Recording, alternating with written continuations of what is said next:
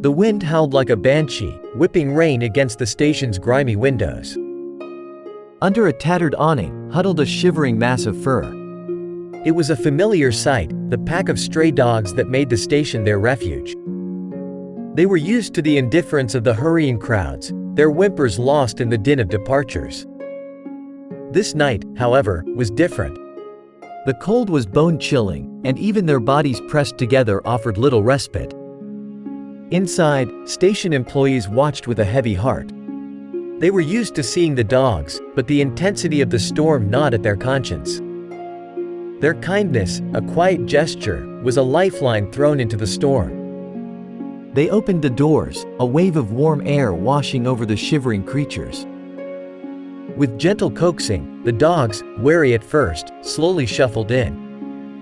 The station bustled with activity, the comforting hum of announcements and the rhythmic clatter of luggage a stark contrast to the storm raging outside. Yet, the employees' focus was on the new arrivals. They hastily gathered car tires, forming makeshift beds, and rummaged for old blankets, layering them with loving care. The air filled with the clink of bowls as steaming food and fresh water were placed before the dogs. One employee, a young woman named Sarah, knelt beside a particularly small, trembling dog. Her heart ached for its vulnerability. "It's okay," she whispered, her voice soothing, her touch gentle.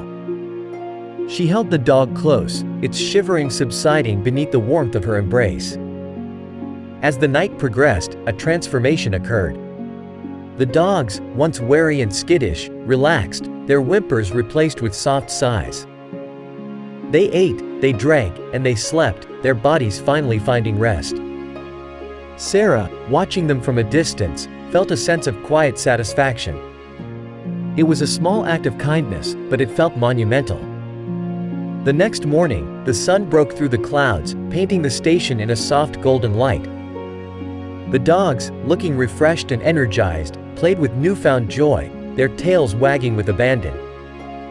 It was then that a young man, traveling through, noticed the scene. He snapped a photo, the warmth of the moment captured in the lens. He posted it online, sharing it with his friends. The image spread like wildfire, drawing attention to the station's act of compassion.